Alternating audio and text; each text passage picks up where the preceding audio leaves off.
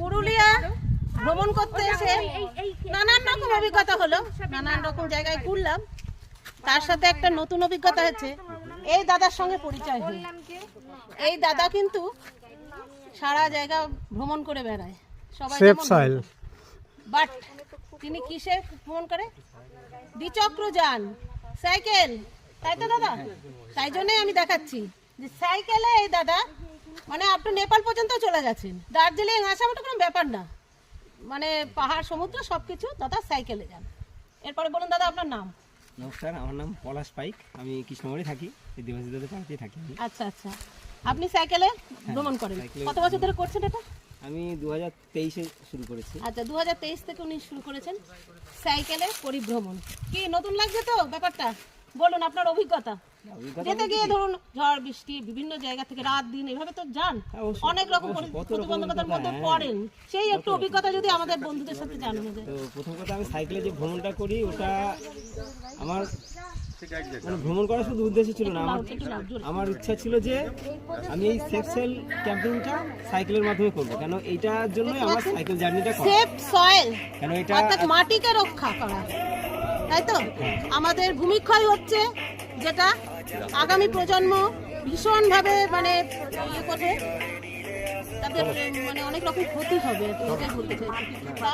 মাটিকে বাঁচানো মানে মাটিকে বর্তমান সময়ে সারা বিশ্বের চাষযোগ্য জমি এমনভাবে ক্ষতি হয়ে গেছে, আমরা সাধারণ মানুষ সেটা কল্পনাও করতে পারছি না।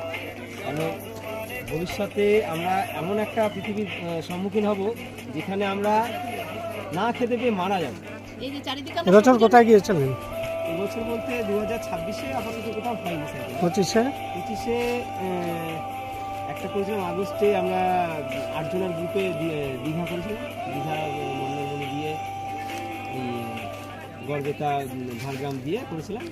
আর ডিসেম্বর একটা করেছিলাম, ওটা 6 জনের টিম নিয়ে আমরা মিরিক হয়ে দার্জিলিং হয়ে নেপাল করেছিলাম। দার্জিলিংয়ের অভিজ্ঞতা কেমন? ভালো, হ্যাঁ, দার্জিলিংয়ে তো লোকে সাইকেল চালায় না। না চালায় অবশ্যই। দার্জিলিংয়ে রেগুলার, দার্জিলিংয়ের শিলিগুড়ি থেকে দার্জিলিং অনেকে সাইকেলিং করে। তার সাথে পরিচয় হয়েছে দুবার, আমি দুবার গিয়ে দার্জিলিং। তাহলে সেফ সয়েল অর্থাৎ এই যে গাছপালা রয়েছে, আমরা যেন সবুজকে বাঁচাতে পারি, তাই তো দাদা? সবুজের সাথে সাথে মাটিকে রক্ষা করতে পারি। বলতে কি আমরা মানে এটা বলতে গেলে দুই এক কথায় বলা যায় না, মানে এতটাই ভয়ঙ্কর পরিস্থিতি আসছে পৃথিবীতে, মানে আমরা বুঝতে পারছি না ব্যস্ততার জীবনে। কেন 2045-এ যেটা সমীক্ষায় বলছে যে গোটা পৃথিবীর লোক সংখ্যা হবে 920 কোটির ওপরে, আর সেখানে খাদ্য মানে উৎপাদন কমে যাবে 40%। যেটা ম্যালথাস থিওরিতে বলেছিল যে একদিন মানুষ অনটনে পড়বে বা অভাবে থাকবে না, মানে 2045 বলছে, 30-এই এমনভাবে শুরু হয়ে যাবে, আমরা তো চলতে পাবো না, মানে পরের প্রজন্ম তো অবশ্যই আমরাই পাবো। মানে 2045 মানে ঠিক আছে, আজকে এই পর্যন্ত থাক। সাইকেলের ছবিগুলো দেখুন, ওনার অভিজ্ঞতা দেখুন। নমস্কার। এই যে দাদা দাঁড়িয়ে আছেন ইন্ডিয়া গেটের সামনে সাইকেল নিয়ে। বাংলাদেশে আরও কত বিভিন্ন জায়গায় এই সাইকেল নিয়ে নিয়ে দাদা ঘুরে বেরিয়েছেন। এই যে আমাদের ইন্ডিয়ান ফ্ল্যাগ নিয়ে দাদার দল যাচ্ছে। স্যালুট দাদা।